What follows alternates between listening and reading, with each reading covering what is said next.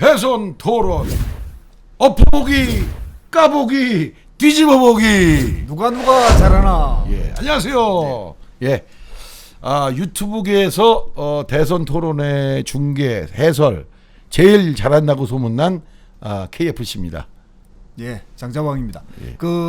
우리가 2차 토론부터 이게 이제 본격화돼 가지고 네. 4,700명, 3,700명, 이번에는 한 10,000명 해주세요.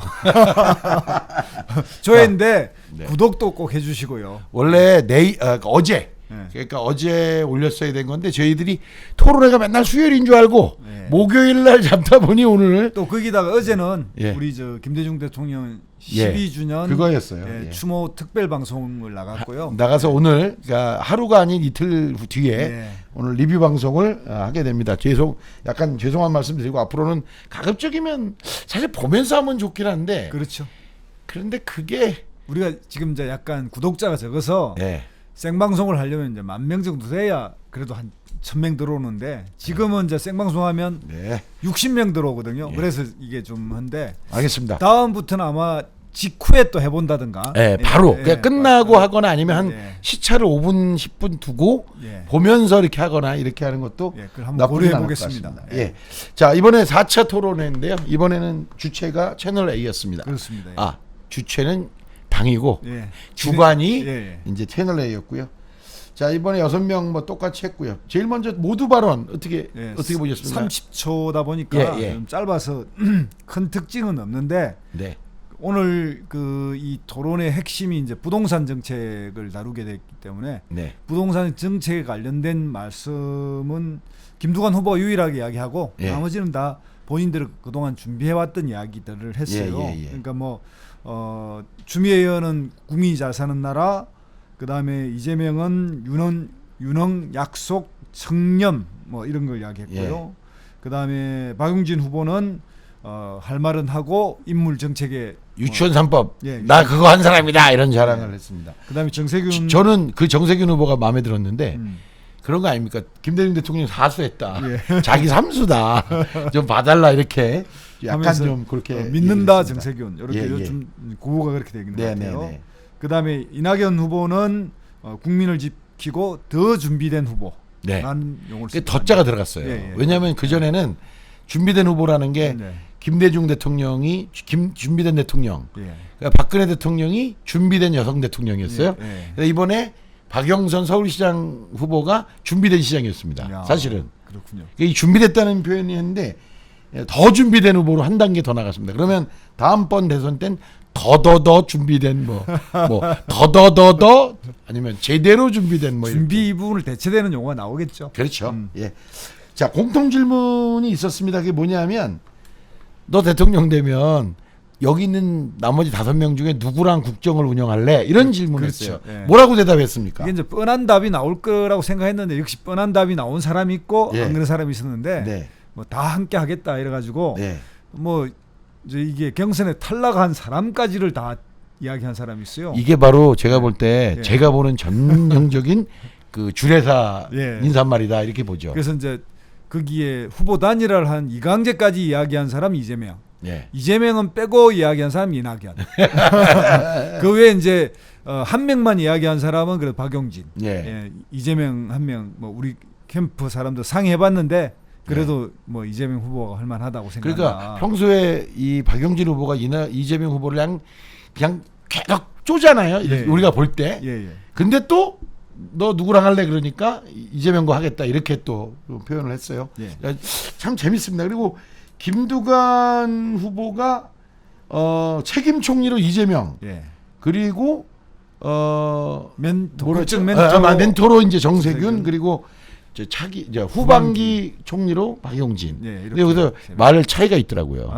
이재명한테는 책임 총리라 그랬고 박용진은 그냥 총리. 예. 야, 요 뉘앙스가 약간 그런 차이가 있었어요. 요 이야기의 핵심은 예. 이제 제일 많이 거론된 사람이 이재명이니까 예. 이재명 지사는 대통령감은 아니고 총리하면 잘하겠구나. 에이, 거기까지 해석하는 하는 건 좀 째지. 실제로 이걸 방송에 예. 저는 TV조선에서 이걸 질문하더라고요. 왜 왜 이런 그 이재명을 총리로 지명했는지 한번 이야기해 보라고. 예. 그래서 저 그렇게 이야기했습니다. 이거는 그게 이제 유명한 그 대통령 선거 중에서 프랑스에서 네. 미테랑 대통령과 당시의 야당인 총리 시라크가 예. 경쟁이 붙을 때 미테랑은 시라크 후보 이렇게 안 하고 시라크 총리라고 계속 말하면서 토론해가지고 미테랑이 7년을 하고 또 7년을 돼가 14년을 했어요. 네, 맞아요, 미트라. 예, 그런 것처럼 총리는 우리 사회에서 네. 대통령만큼의 품이 넘지 못하면서 이런 잘하는 사람, 네. 뭐 주로 이제 뭐 그전에 돌아가셨지만 박원순 시장 이런 사람 이야기할 때 총리는 잘할 사람 네. 이런 그렇죠. 그런 것처럼 그러니까 완전한 리더보다는 실무용으로 일을 잘할 사람. 그렇죠, 이렇게. 그렇죠. 예.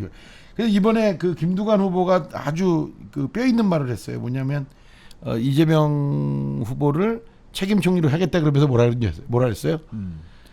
그 못난 걸 저 김두관 아니면 누가 안아주겠냐 이렇게 아주 싹 이렇게 하는 하여간 저는 딱 근본적으로 이 공통 질문에 있어서는 우리나라 사람들 이렇게 공자맹자식으로 그냥 무조건 다 하겠다 이렇게 말하는 건 조금 나는 한 명만 그래도 들 줄 알았는데 네. 이런 식으로 막 다 거론해버리니까 좀 맥이 빠졌죠. 네, 그러니까 네. 차라리 딱 하나. 네. 그러니까 저는 오히려 박용진 후보가 그렇죠. 그런 면에서 그냥 한 명. 네. 이게 정확하게. 이 질문의 본질적인 답은 그렇게 하는 거였는데 그렇죠. 우리나라 사람들은 어디 축사하러 가면은 온 사람 다 이름 불러줘야 되잖아. 그렇죠. 김 의원, 박 의원. 빠진 단일화 한 이강재까지 했다니까. 그러니까 이재명. 그래서 이런 이번 공통 질문보다 줄에서 답변이었다. 약간의 변칙이죠. 그렇죠. 예. 근데 이렇게 하면 너무 네. 재미가 없어요. 그렇죠. 좀 신랄하게 한 명씩 나는 뭐 박영진이다, 뭐 나는 이낙연이다 이렇게. 근데 그렇죠. 이낙연을 찍은 사람 한 명도 없었어요. 그렇구나. 예. 보니 그러네요. 그다음에 이제 부동산 정책을 토론했는데 1분 발표하고 이제 4분 내에 질의응답을 서로 네. 주고받는 그런 걸 했죠. 네네. 제일 먼저가 보니까 이게 이낙연 이재명 후보가 제일 먼저 했어요. 이재명 후보가 했네요. 예. 이자로 써는 헷갈렸는데 이재명 네. 후보네요. 네. 이게 이제 기본 주택 아니겠습니까? 그렇죠. 그래서 이 부분에 이제 설명을 했는데 여기에 가장 강력하게 이제 토론을 한 사람이 이제 박용진이죠. 박용진이죠. 예. 예. 특히 여기서 박용진이 토론하면서 가장 강력하고 집요하게 물고들어진 게 뭐예요?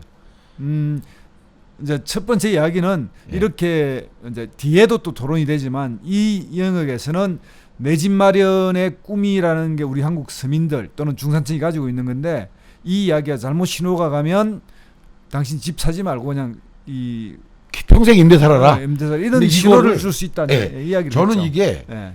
이게 옳으냐 그러냐가 아니고 예. 듣는 국민들한테는 이게 전 박용진의 이 집요하게 물고 늘어진 측면이 있다고, 그러니까 맞다고 봐요. 그러니까 그렇죠. 예. 먹힌다고 보는 게 우리나라 사람들이 이런 거죠. 이런 우스갯소리, 뼈 아픈 우스갯소리가 있지 않습니까? 집 있는 사람은 집값이 올라야 되고 자식 결혼한 사람은 집값이 내려야 되고 예? 그런 거 아닙니까? 그렇죠. 예? 그다음에 집 없는 사람은 집값 절대 오르면 안 되는데 네. 내 집이라도 한 칸 갖고 있으면 무조건 집이 뛰어야 되는. 그렇죠. 이제 이런 다양한 욕구가 있는 시장에서 정부가 하나의 정책으로 한다. 근데 이재명 후보의, 그러니까 이재명의 공약의 기본주택은 자꾸 임대를 떠올리게 된다는 거죠. 그렇죠. 그렇죠. 근데 저는 그 표현을 좀 고쳤으면 좋을 것 같아요. 중산층도 좋아할 만한 임대. 우리나라는 아니 크게 지으니까요. 아니 제 약간 말은 이제, 예. 우리나라는 중산층이 임대 안 해요. 그렇죠. 그렇죠. 저는 하는 게 맞다고 봐요. 근데 자꾸 이미 40-50년간 해온 이 주택 시장의 문화를 싱가포르나 이게 유럽 얘기를 하면서 예. 우리도 임대로 가자 이렇게 말하는 건 저는 그렇죠. 예. 이게 김수현 옛날 예. 수석이 계속 이 얘기를 한 거거든요. 그랬다가 망했는데 예. 우리나라 여기에 대해서 하나만 이야기합시다. 부동산 거짓말 중에 하나. 예. 뭐냐면 집 한 채 있는 사람은 집값 올라도 뭐 또 다른 데 가려면 또 올랐기 때문에 뭐 안 좋아한다. 이 거짓말이에요. 다 거짓말이에요. 거짓말이에요. 예. 집 한 채 있어도 집값 오르면 좋아요. 그다음에 또 왜냐하면 하나가 바로 있네. 차익을 남겨서 옮겨가기도 하고 예. 이 집 한 채 가진 사람 입장에서 집값 오르는 거 싫어하는 사람 없어요. 말로만 그런 거예요. 거짓말이에요. 거짓말이에요. 예. 그리고 그런 것처럼 또 하나는 예. 저 노인네는 집 하나밖에 하나도 없고 수입도 없는데 세금만 때린다 그러죠.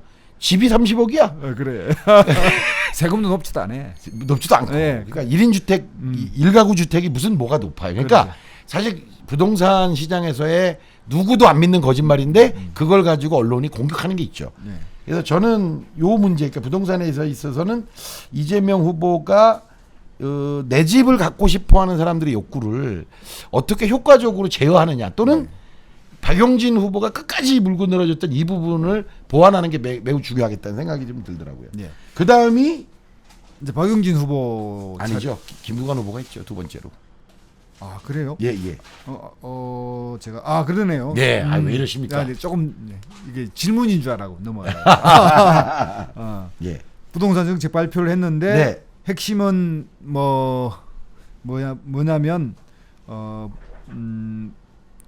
그 LH가 부동산 그 주택을 그러니까 택지를 마련해서 이렇게 민간 사업자에 넘기는 걸 못하게 하겠다. 예, 그죠. 하면 안 된다. 직접 하겠다. 근데 이게 저기 때문에 하는 거잖아요. 개발 이익 때문에 하는 그렇죠, 거잖아요. 그렇죠. 예, 그러니까 이 개발 이익을 만들어내려면 땅을 민간으로부터 수용한 다음에 그렇죠. 땅값을 조성해 갖고 그걸 팔아먹어야 어쨌든 또. 이 보상가를 그렇죠. 채울 수 있으니까. 예, 근데 이걸 계속 이렇게 반복하면 결국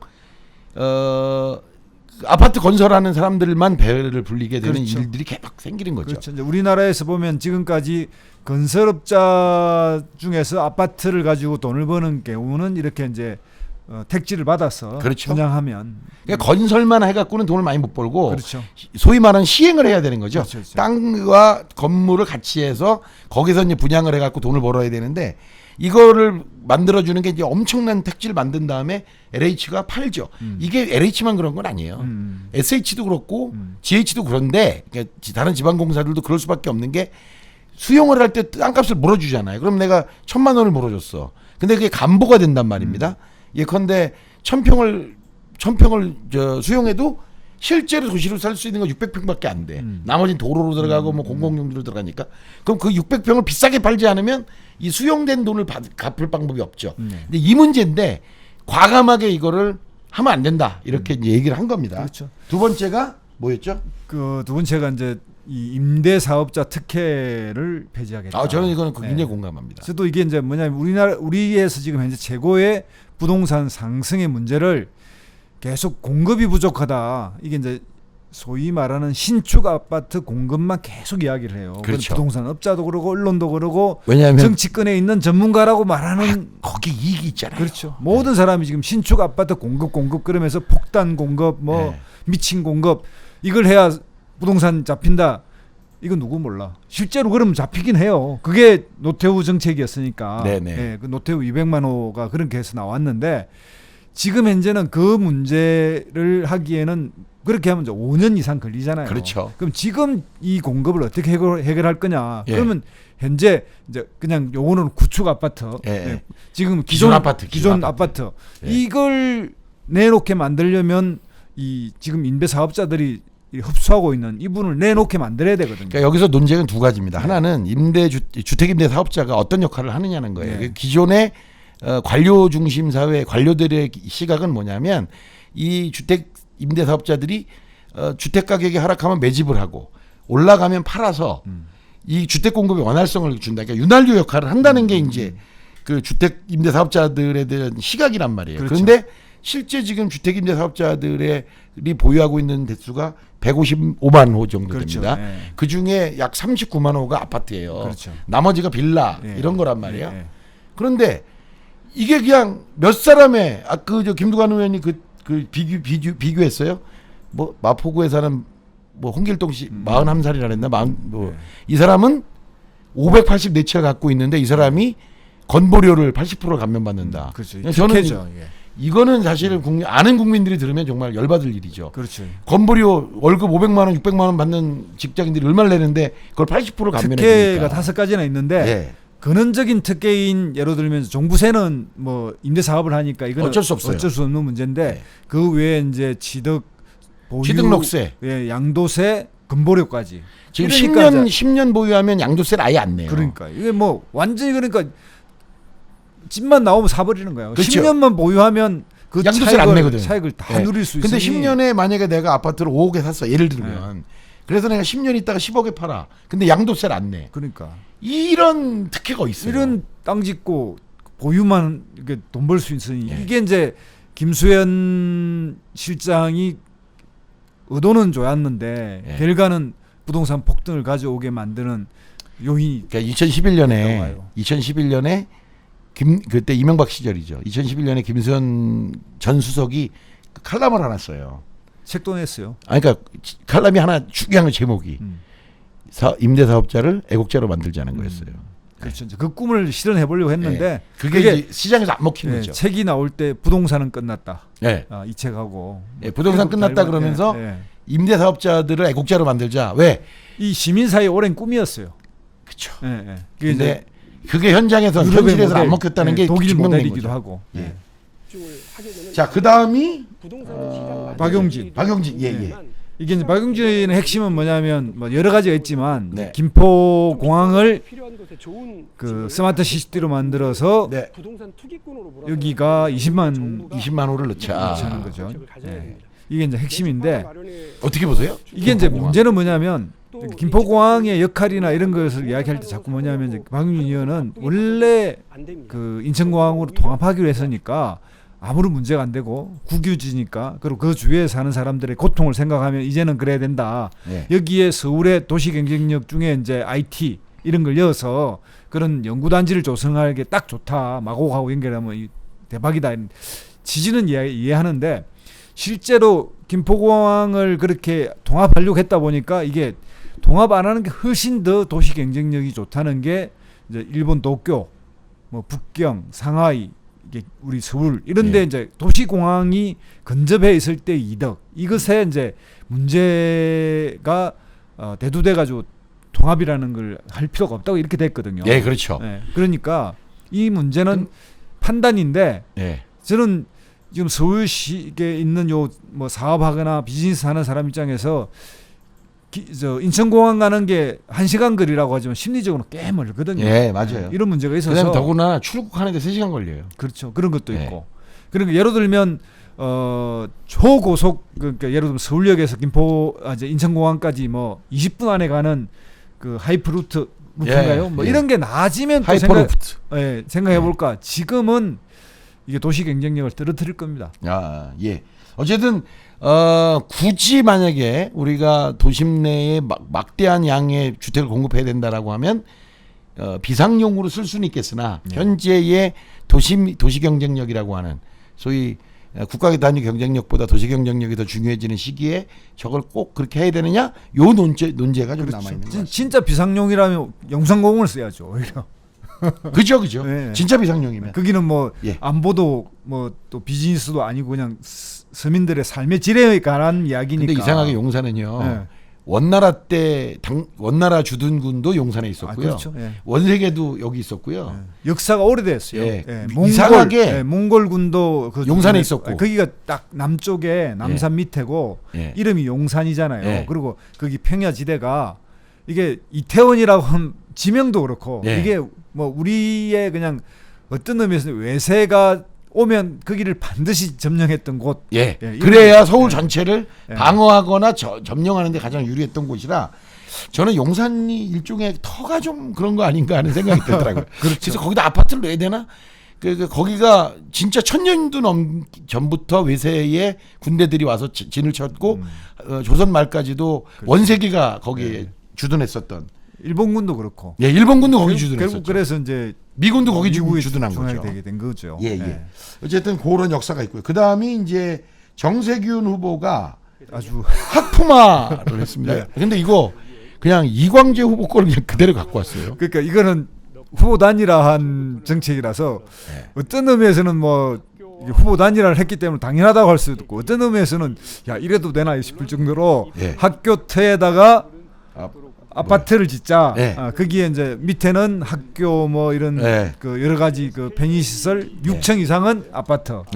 그러면 주거와 학교와 뭐 생활이 다 해결된다. 이런. 근데 SK밸리도 역시 마찬가지예요.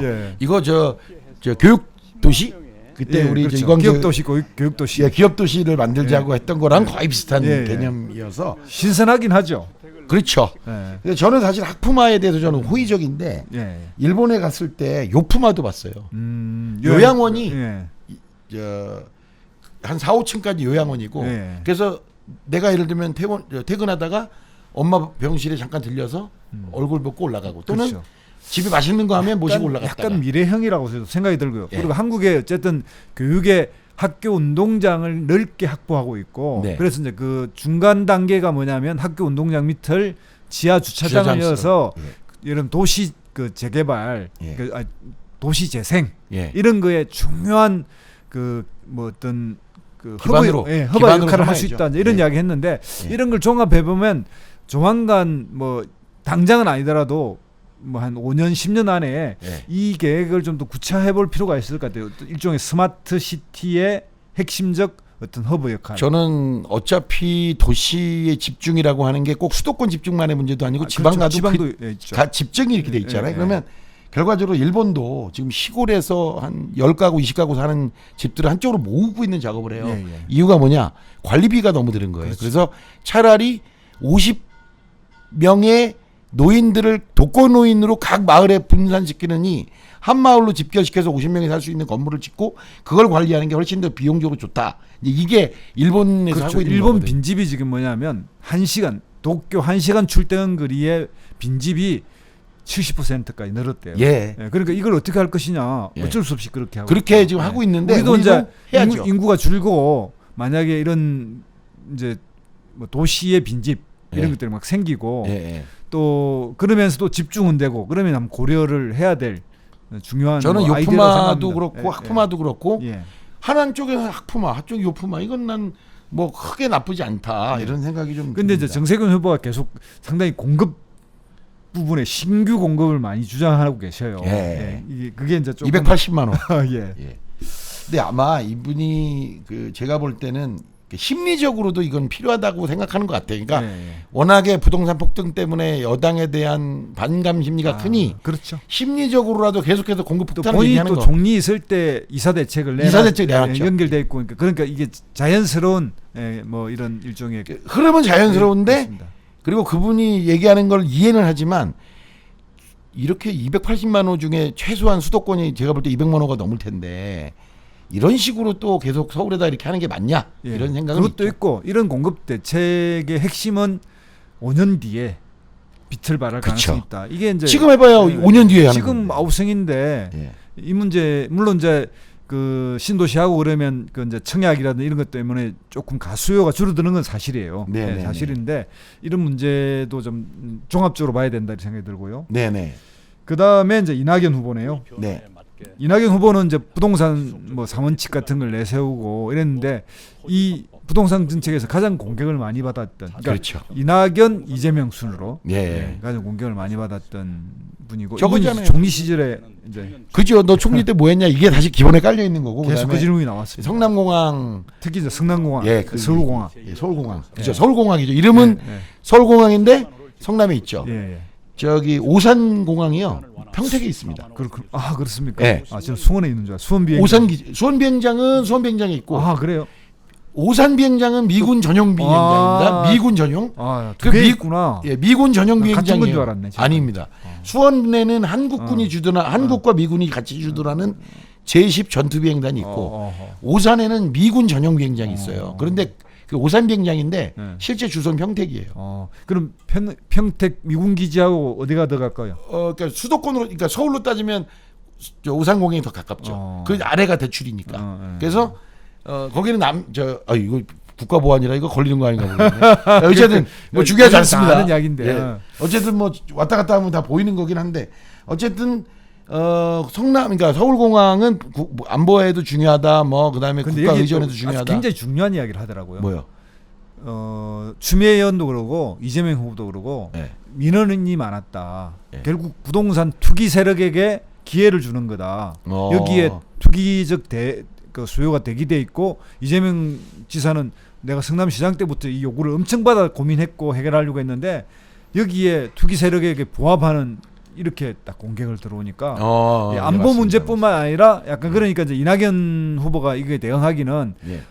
그 안에 2만 호를 지을 수 있고 바깥에 1만 호를 지을 수 있는데 네. 이 바깥에 이미 도심이기 때문에 그거는 뭐 이미 기존 주택에 있기 때문에 투기 수요라고 할 수 없다 이렇게 답은 하는데 네네. 딱 들으면 와 저기 민원이라는 게 결국은 그거구나 이제 이런 생각을 주게 돼서 이낙연 후보 본인이 이제 공급 안 된 부분을 용산을 못하고 차마 네. 여기를 해서 조금 우회한 그 어떤 정책을 냈는데 또 다른 공격거리가 된 것 같은 예. 느낌도 들더라고요. 다음엔 추미애 후보입니다. 예. 뭐 이분은 원래 지대 개혁을 뭐 꾸준하게 말씀하고 계신데 이 지대 개혁이 사실은 헨리 조지 사상에 기반한 거 아닙니까? 맞습니다. 그렇죠. 근데 이거 된 데가 있나요 어디? 이제 추미애 후보는 여기 질문하니까 예. 된 데가 있다고 이야기하대.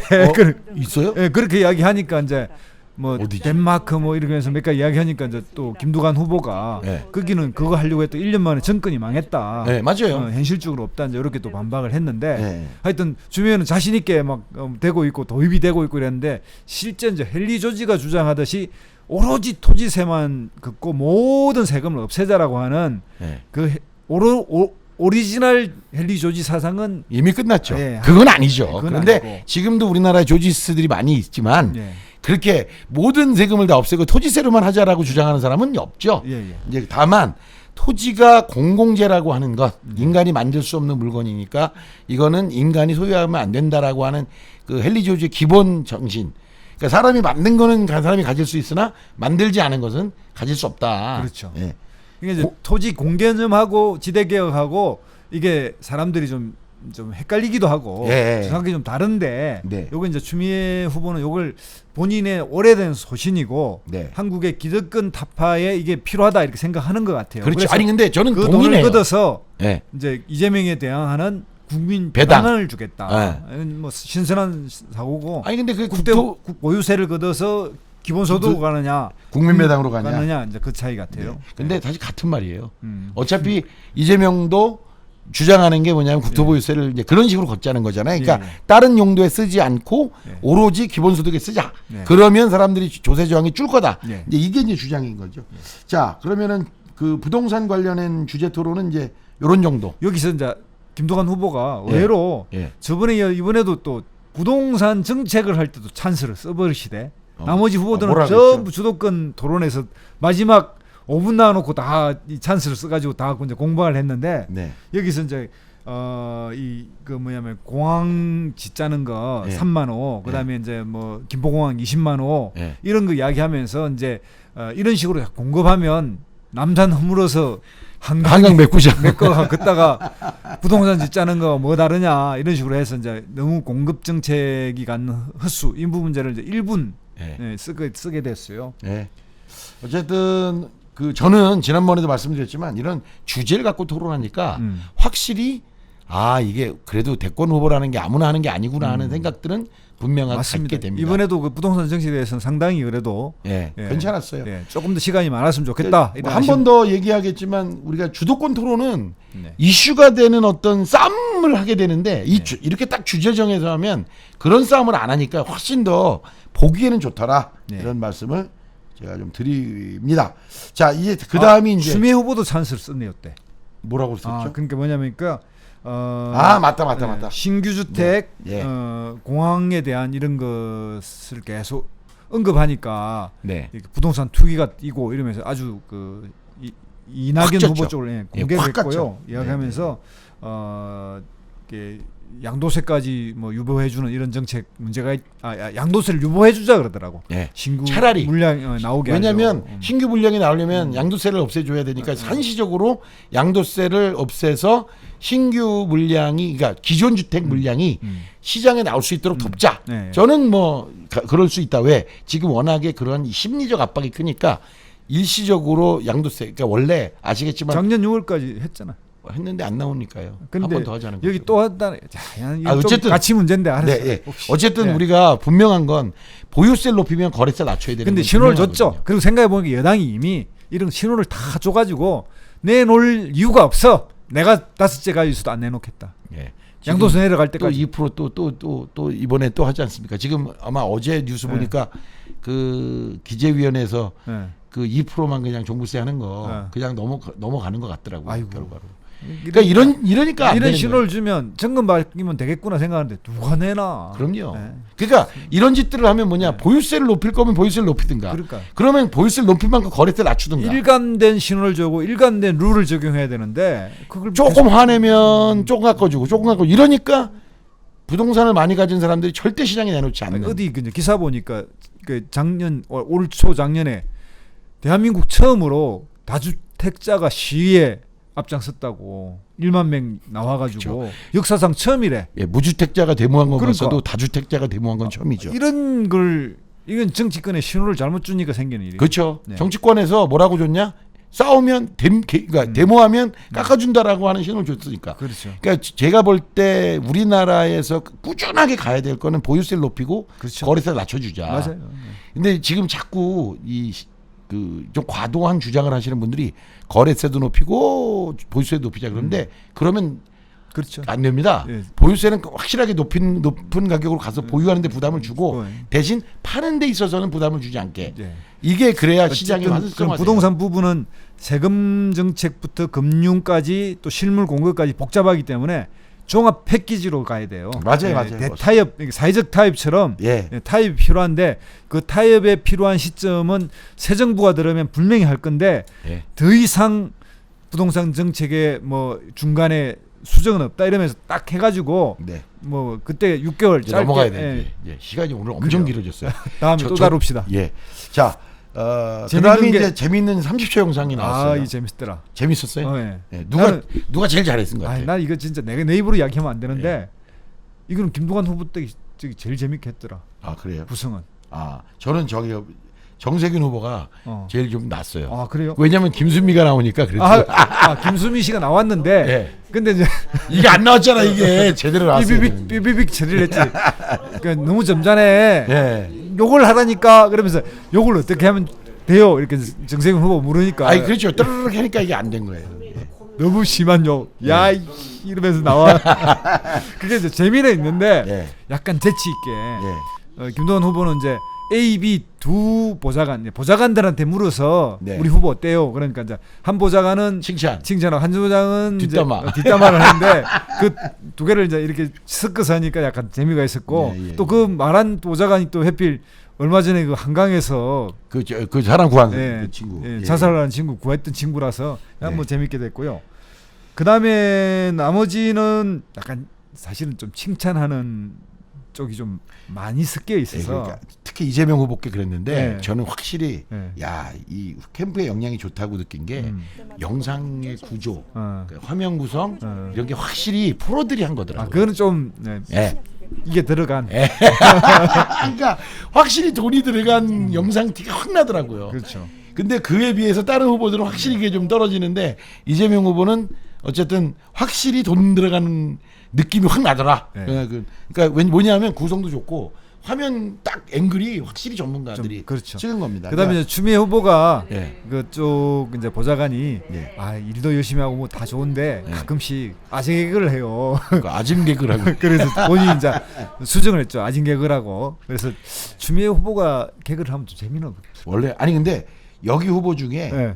만약에 이 후보 중에 네. 개그를 해서 좀 재밌을 만한 후보는요. 네. 사실은 이재명 후보밖에 없어요. 솔직히 말하면. 그래요? 평소에 너무 엄숙지잖아. 맞다. 여기 나온 이야기가 박용진도 괜찮다. 눈이 작다. 눈이 작다. 눈 좀 크겠더라. 이재명 후보. 그러니까 약간 사람에 따라 어떤 느낌이 있는데 이 정세균, 이낙연, 김두관, 추미애 이 네 명은 사실은 좀 엄숙주의가 있잖아요. 그렇죠. 그 세대가 그러니까 네. 그에 비해서는 이재명, 박용진 이 두 사람은 네. 그래도 상대적으로는 좀 가볍죠. 그렇죠. 그래서 농담이 좀 통하죠. 네. 그리고 인터뷰 같은 거 보면 박용진도 굉장히 자연스러운 데다가 그럼요. 이재명 후보도 농담 잘해요. 박용진 후보가 예. 대변인을 꽤 오래 했잖아요. 예. 이 국회의원 아님에도 예. 불구하고 방송 총 출연 횟수가 3,000번이었대. 그러니까 나가서 경선 바로 현역 의원 끄끄버리고 서울시 최다 득표했잖아. 맞아요. 60, 그거는 68%인가? 유치원 3법 이후에 한 거예요. 그때 그러니까. 막 분위기 좋았을 때. 오케이. 자, 다음 주도권 토론으로 넘어가는데요. 이 주도권 토론은 솔직히 말씀드리면 그냥 공방만 이어지니까 저는 오히려 재미가 없어요. 그러니까 차라리 그래요. 부동산은 재밌었어. 근데 주도권은 말꼬리 잡고 너 이거 기냐 아니냐 이렇게 싸우니까 이게 몇 번 지나니까 좀 재미가 없어. 나는 재밌던데. 그래요? 한번 얘기해 이번에 보시죠. 정세균 후보가 이제 한교익 인사 철회해라. 철회해라 이렇게 이야기는 참 점잖게 물었는데 네. 근데 이제 그 이재명 후보가 일종의 이제 이거에 대한 해명을 네. 상당히 길게 하더라고요. 보원 안 했다. 그리고 음식 문화 전문가다. 네. 그리고 그 경기도 이런 뽑는 규정을 3년 전에 바뀌어서 한교육 보고 바꾼 게 아니다. 그다음에 임원 추천위원회 추천한 거라서 뭐 내가 개입한 거 아니다. 이렇게 이제 해명을 했는데 개명 4개 중에 3개는 그냥 그렇다 치고 하나는 저는 참 마음에 드는 게 있어요. 이게 뭐냐면 경기도만 그런 게 아니라 정부도 그렇고 다른 시도 다 그런데 이 어떤 자치단체 가서 산하기관을 보잖아요. 공무원 출신만 가기 좋게 다 돼 있어요. 당연히 그 애들이 만드니까. 예. 예. 이재명 그건 핵심이요. 그러니까 이재명 후보가 3년 전에 공무원만 가기 좋게 해놓은 거 내가 바꿨다. 이거는 혁신이에요. 맞아요. 이거 최초로 혁신한 데가 노원구였어요. 누구죠? 김성한. 김성한. 그때 이거 유명한 얘기입니다. 이거. 근데 기초 구청장이 이걸 했더니 안 퍼졌는데 경기도에서 이걸 하고 많이 퍼졌어요. 그래서 공무원 출신들, 그러니까 공무원 35년씩 해갖고 연금 따박따박 나올 만한 사람들이 3, 4년씩 가서 또 돈을 받는 그렇죠. 이 구조는 깨야 된다. 그것도 문제가 뭐냐면 연금도 받고 임금도 받는 문제가 한동안 있었어요. 예, 있었지. 근데 지금 안 바꿨죠. 지금은 조금 바꿔서 뭐 60%인가 뭐 줄였는데 그래도 그것도 문제더라. 근데 월급이 어느 정도 되면 거기에 비례해서 깎입니다. 연금이. 깎이긴 한데 그래도 나는 말도 안 되죠. 네. 그러니까 이거는 좋은 거다. 예, 그런데 어쨌든 이게 문제가 이렇게 된 거예요. 그 김두관 후보가 나중에 이제 뒤에 얘기했지만 두 손에 떡 들었다는 게 하나가 이제 경선 후보고 하나는 경기도지사다. 저는 황교익이 좋으냐 나쁘냐 이런 건 제가 논할 게 아니에요. 그런데 그렇죠, 분명한 건 나도 그렇게 생각해요. 굳이 경선 기간에 이걸 왜 했냐. 이러니까 논란이 된 거지. 안 그랬으면 논란이 안 됐을 그렇죠. 거다. 그리고 단체장의 인사권을 굳이 뭐라고 할 필요는 없습니다. 제가 볼 때. 근데 경선 기간에 했기 때문에 문제가 된 거예요. 사실은. 제가 이제 방송에 나가서 이야기했지만 자기가 아는 사람 그리고 뭔가 이게 철학이 맞는 사람 하면 이런 식으로 보훈 인사라고 공격 들어오고 코드 인사라고 공격하고. 그렇죠. 보훈 코드라고 오고 네. 널리 인재를 쓰면 우리 봤잖아. 최재형, 윤석열 저 따위로 되는 진짜 거예요. 배신하는 거야. 네. 그냥 찌르고. 네. 아니 이걸 그게 이제 딜레마 아니에요. 또 하나 안에서 뽑으면 간피야. 그치. 아까 얘기처럼 관피야. 널리 개방해서 뽑으면 이런 식으로 보훈 인사 이런 공격이 들어오니까 인사 문제는 여야가 사실은 공격하면 다음에 자기 발등 찍는 거예요. 그렇죠. 네, 이거는 시도- 하면 안 돼요. 네, 그래서 인사 문제를 가지고 하는 거는 내가 볼 때는 정치권 서로가 내로남불의 전행이에요. 예, 맞아요. 또 다음에 또 할 거면서 다 이렇게 이제 다만 인사에서 진짜 전문성이 필요한 분야가 있고 또 그러니까 이제 그 스페셜리스트가 뽑혀야 될 곳이 있고 일반적 지도자 이렇게 제너럴리스트가 가가지고 개혁을 하거나 개방을 해서 뭔가 다른 지금까지 흐름을 바꿔야 할 사람이 있어요. 자리가 달라요. 네, 그래서 예. 이제 경기관광공사에 이런데 이제 그런 식으로 이제 시도를 했다는 건 괜찮다고 나도 봐요. 예. 근데 이게 이제 해필 본인이 되기 전에 유튜브 나가서 지지했지, 글 썼지, 그러니 이거는 선거용이라고 딱 생각이 들잖아. 그러니까 이제 공격이 들어온 거고. 그렇죠. 이 공격이 들어왔는데 이제 오늘 관계는 없지만 또 이 사람이 끌어 넘쳤네. 그러니까요. 이게 뭐 그래서 안 자르면 이제 그러니까 이거는 아니에요. 네. 우리가 그 얘기를까지는 할 거 아니고 그러니까. 저는 핵심이 이거 뭐냐. 해도 관계없다. 그리고 잘한 거다 제가 볼 때. 나도 그렇게 생각해요. 네. 그런데 경선 기간에 안 했으면 빛났을 거다. 그렇죠. 예. 네. 그래서 욕먹는 거다. 저도 그렇게 생각해요. 예. 그러니까 우리는 왜 황교익을 했냐 이거는 하면 안 된다. 그렇죠. 저는 잘못 공격한 거다고 봐요. 저도 그렇게 생각해요. 한교육 근데 이제 이 부분에 뭐 근데 그 양반이 넘어갑시다, 이게. 끌어넘치는 바람에 지금 네. 문제가 더 커져 버렸어요. 어쨌든 그렇고. 그다음에 이제 이낙연 후보였죠. 예. 이낙연 후보 같은 경우에는 예. 이게 이제 앞 해명을 했어요. 승강공원 투기 없다. 두 개 없다. 이제 해명을 하고 왜냐 그 부동산 때 그러니까. 그러니까 사분이 너무 부족해 그때 이제 예. 해명을 못 했거든. 네. 그러고 나서 이제 그 소부장 이런 거에 대한 정세균 후보가 공개했는데 네. 그때 이제 문재인 대통령하고 같이 내가 서울에서 그걸 지휘해서 소부장 극복해 넘어갔다. 왜냐면 당신 일본 방문 한 번밖에 안 했더라. 일본 전문가라는 사람이 전 세계 26군데가 갔지만 일본 한 번밖에 안 갔다는 게 말이 되냐? 대통령은 한 번도 안 갔는데. 네. 그러니까 또 다른 문제. 그런데 이낙연 후보가 뭐라고 했냐면 이건 총리실에서 짜주는 일정이 그래서 그랬다. 그러니까 이제 정세균 후보가 사실은 이 문제는 저는 정세균 총리한 후보가 두 사람이 아닐까. 정세균 후보가 약간 비겁하다고 생각해요. 아, 그래요? 이유는 왜냐? 우리나라 총리가 헛불떼기라는 거 자기도 알고 남들도 아는데 총리가 왜 해놨냐고 공격하는 건 저는 아는 사람끼리 하면 안 된다고 봐요. 총리가 무슨 힘이 있어요? 우리나라에서 총리가 예를 들면 청와대가 조율하는데 총리실이 나설 수 있어요? 솔직한 말로 이거는 아는 사람끼리 그러면 안 된다. 아니 이제 총리실이 주도적으로 본인 생각이 있으면 일본을 자주 갈 수가 있지. 있죠. 그런데 이제 제 말은 우리나라에서 총리실만큼 애매한 조직이 없어요. 그건 동의. 예. 당연히 총리실에도 뭐가 있는 줄 아세요? 정무수석, 뭐 이런 거 수석 다 있습니다. 있죠. 근데 뭐예요? 청와대가 혼자 조율. 온갖 위원회는 다 총리실 밑에 배치돼 있어요. 그런데 실제로 조정하는 거야. 그러니까 국무조정을 해야 되는데 국무조정실에 있는데 이걸 청와대 의견을 물어서 안 할 수 없게 돼 있죠. 그렇죠. 그러니까 저는 총리실이 사실상 지난번에 우리 얘기할 때 없어져야 된다 뭐 정부통령제 얘기할 때 우리가 그 얘기했잖아요. 예. 총리란 제도가 우리나라 대통령제와 안 맞아요. 그러니까 이제 대통령제와 총리제의 어떤 그 제도 개혁을 어떻게 할 것인가 한 관건이죠. 그렇죠. 넘어가고. 그다음에 이제 여기에 이제 이낙연 후보가 공격을 한 게 뭐냐면 이재명 후보에게 이렇게 이제 이렇게 경기도 재난지원금 4천억이 넘는 이 돈을 중소상공에 주면 얼마를 주는데 뭐 너 그럼 되냐? 애한테 뭐 이렇게 식사를 먹이면 뭐 180일 동안 10만 명 줄 수 있는데 뭐 이런 이야기를 했는데 여기에 대해서 상당히 그 수치를 잘 정리해 나오긴 했더라고요. 예. 근데 저는 그 12% 문제도 똑같이 봐요. 저 할 수 있다고 봐요. 왜? 자치단체장이 할 수 있는 거죠. 그러나 경선 기간에 했다는 게 문제라는 거예요.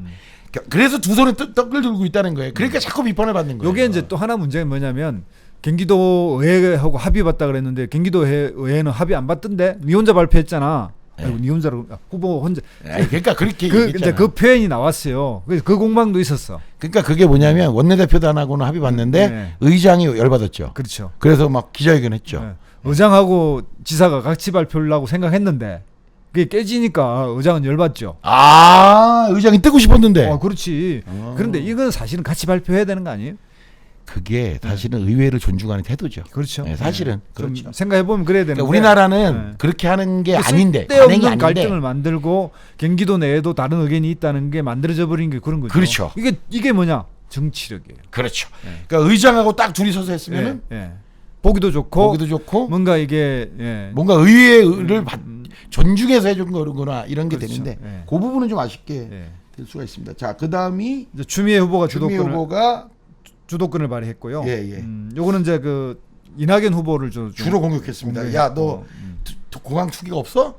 야, 너 3만 원은 저기 공항에다가 옆에다 7만 원 한다 그랬잖아. 거기가 부동산 투기 없어? 이렇게 그냥 굉장히 강하게. 그다음에 이제 이재명 후보에 대해서는 그 당시 기본주택 짓는 데에 재정 그 44조를 끌고 간다 그러는데 그 주택도시기금이 가지고 있는 재정이 20조밖에 안 된다.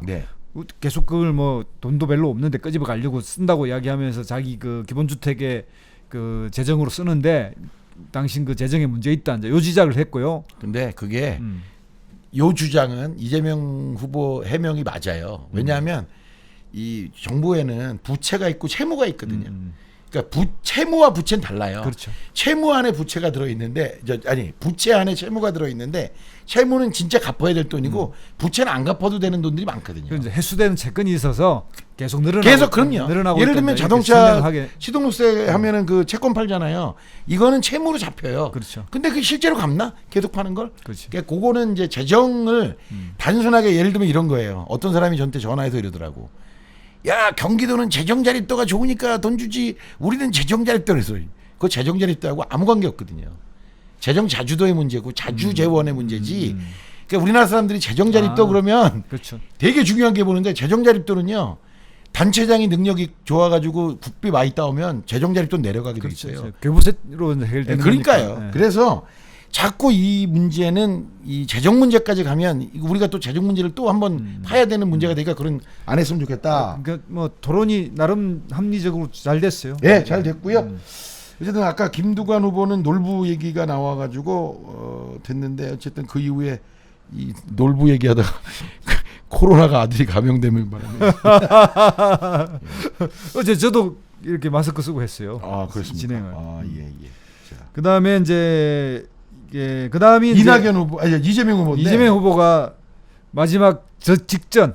저번에도 마지막에 하면 이번에도 이제 마지막 직전이었는데 저는 이거 놀랐어요. 그래요? 왜냐하면 저는 무슨 생각을 했냐. 그래도 이번 주제가 부동산이니까 부동산 얘기하는 게 맞지 않나?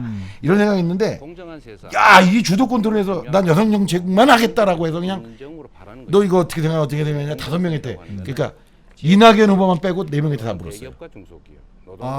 이낙연 후보 물었네? 첫 번째. 맞다. 디지털 성문. 제가 착각했습니다. 저번에는 이미 이낙연 빼고 물었어요. 근데 그래서 내가 이번에도 빼놔봤더니 1번. 그러니까 지난번에 뺐어. 그게 의식했나 봐. 제가 근데 이게 뭐냐면 다른 사람들 막 현안 갖고 막 책 잡히고 막 싸우는데 자, 지금부터 토론하겠습니다. 전 여성 정책 갖고 하겠습니다. 이 여성 정책 어떻습니까? 그러니까 이게 참 전략적으로 이걸 본 여성들 입장에서는 유재명이 여성 정책 제대로 하네? 이런 생각은 만들었더라. 야, 이거는 근데 다른 나는 이런 생각이 들더라고. 뭐요? 이건 좀 그 이재명식의 그 잔머리가 너무 돌아갔어. 이런 생각이 들었어. 그랬어요? 아니 다들 부동산과 관련됐거나 또 주도권이라고 하는 건 지금 정치적 쟁점을 다루어서 서로 이제 공방하는데 포지티브 할래니까. 포지티브 한다 그러면서 뜬금없는 토론 한 번도 안 된 여성 정책 이거 좋아요. 다 그 좋은 정책이라고 이야기하면서 논쟁을 안 끌고 가려고 했던 거예요. 박용진만 그래도 한번 탁 반박을 하고 예. 나머지 사람들은 다 그냥 그 좋은 정책을 생각하고 뭐 긍정도 생각하고. 근데 이게 이 합법이 토론에서 얼마나 좋은 거냐면 그럼 재미없잖아. 재미는 없는데 1분간 내 얘기하다가 어떻게 생각해? 그러면 내 홍보한 거야. 그다음에 또 1분간 또 내 정책 홍보하다가 어떻게 생각해요? 그러면 많은 다른 후보들이 다 이런다 그러면 이 토론을 누가 보겠어? 자기 거 가져와가지고 자기 거 선전하면서 그러니까 물어보면 네거티브 안 한다 그랬으니까. 아니 네거티브 안 해도 부동산 정책을 가지거나 이걸 가지고 네거티브를 안 해야지. 그러니까 이게 너무 좀 저는 그래서 제가 아까 그랬잖아요. 주제 토론이 훨씬 재밌다. 이 주도권이 이렇게 가니까 재미도 없고 그다음에 쓸데없는 말꼬리 싸움으로 자꾸 가는 것 같더라. 이런 느낌이 들었습니다. 자, 그다음에 이제 마지막 박용진 예. 주도권 토론이었는데 네네.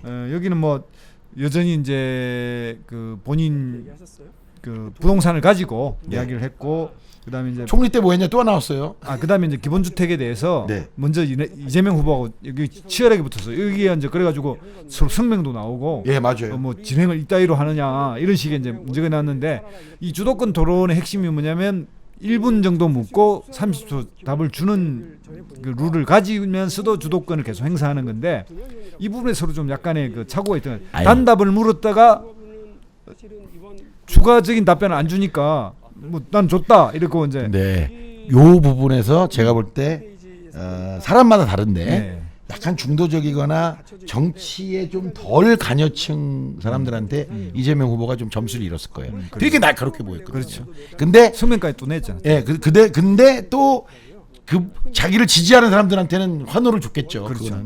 그러니까 그것 때문에 또 찬스 발언까지 나왔어요. 예, 맞아요. 정세균 후보가 점잖게 질문할 때는 아주 부드럽고 좋더니 답변할 때는 왜 그렇게 태도가 바뀌나? 공격적으로 하느냐? 공격적이다. 뭐 팩트가 안 됐다고 이러면 토를 달아서 그 격을 확 떨어뜨리는데 그러지 마라. 이런 식으로 찬스 발언을 또 정세균 후보가 점잖게 했죠. 어쨌든 저는 재밌게 본 게 박용진 후보가 총리 때 뭐 했냐? 그랬더니 맨날 이 얘기 나오잖아요. 맨날 너 뭐 했어? 그러니까 야, 내가 총리 때 다 했으면 출마를 왜 했냐? 이렇게 그 이야기 나와요. 아주 저는 이낙연의 답변 중에 이거 아주 그냥 위트 있었다. 그렇죠. 이 부분에서는 제일 그러더라고 내가 볼 때. 그러니까 야, 내가 총리 때 다 했으면 뭐 하려고 나왔겠냐? 내가 그때 끝냈으면 안 나오지. 아주 괜찮은 재밌는 논리를 개발했다. 그렇죠. 이렇게 좀 보여집니다. 여부사관 문제도 나왔고, 그러니까 오늘 이재명 후보가 찬스 쓰면서 여부사관 얘기 나왔는데 이재명 후보가 이제 그 이야기는 잘한 것 같아요. 앞으로 군사 재판 하지 말고 이 사안은 민간 법원에서 하자. 좀 한 걸음 더 나가. 제가 요거 전문가 아닙니까? 한 걸음 더 나가야 되는데. 뭐요? 그러니까 뭐냐면 민간 법원에 서는 게 아니라 군사 법원을 아예 없애야 되는 거죠. 그렇죠. 민간 법원. 우리나라는 미국이 아니잖아요. 우리나라 군사 법원 없애야 되고. 전 세계 미국밖에 없는데. 군사 검찰, 그 군사 법원 없애야 되고. 그걸 또 지휘하는 사람이 뭐냐면 사단장이잖아요. 지금 사단장 이상. 그러니까 사단부터 있으니까. 사단장, 군단장이 지휘하니까. 그러다 보니까 온정주의적 판결 온갖 판결을 내려도 사단장이 사면할 수 있어요. 그래도 사면할 수도 있고. 그래서 이거는 전쟁을 하고 있는 나라만이 할 수 있는 시스템인데 이걸 네. 지금 우리가 하고 있다는 게 말이 안 되죠. 자, 어쨌든 시간이 너무 많이 갔어요. 오늘. 그러네. 그래서 이 정도에서 일단 정리를 좀 해야 될 것 같은데 왜냐하면 마무리 발언은 다 똑같아요 맨날. 그렇죠. 예, 그래서 자 오늘 여러분들 저희들이 좀 다소 길어졌습니다만 토론의 흐름과 누가 어때서 위트 있게 했냐, 누가 무슨 말을 했냐를 한번 이렇게 되새김하면서 이번 토론이 가면 갈수록 더 재밌고 더 재밌고 그죠? 더 알차고 예. 더 실력도 드러나고. 저기 저 소문이 있어요. 그 방송사들이 저희 리뷰를 보고 어떻게 해야겠구나 이렇게 생각한다는 거예요. 들으셨죠 소문? 들었다고 생각하는데 아니 사실 이거 말고도요. 우리가 저 좀 다른 프로 대통령 연구소에서 대통령의 사과 있잖아요. 그걸 했더니 TV조선에서 제목도 똑같아. 대통령의 사과의 정치학 해가지고 저를 1시간 촬영해 갔는데 제 기억에 TV조선 그 세븐이라고 하는 담사 보도 1시간 이상짜리에서 그 24일 날인가? 예. 제가 출연합니다. 나옵니다. 보세요. 자랑이죠. 그 자랑. 시간 났습니다. 우리 보고 간다니까. 자랑고만. 빨리 좀 자, 만명 만들어 자, 주세요. 여러분, 구독자. 내일 CBS 토론 연기됐습니다. 그렇네요. 코로나 때문에 연기됐고 다음 주 화요일인가요, 수요일인가요? 다음 주는? 수요일일 거야. 예, 수요일. 자, 그러면 될라나? 예. 수요일 날 뭐 될진 모르겠어요, 아직. 그런데 결정되는 대로 저희들은 리뷰 방송 까보고 뒤집어보고 엎어보고 누가 어떤 식으로 토론을 잘했나. 대한민국 유튜브 유일한 토론의 리뷰 방송. 예, 여러분 구독, 좋아요, 알람 널리 설정, 공유까지. 공유도 좀 해주시고 이런 좋은 방송이 어디 있습니까? 저 같은 이런 전문가가 나와서 하는 방송 흔치 않습니다. 자, 여러분 오늘 잘 보셨는지 모르겠어요. 자, 감사합니다. 안녕.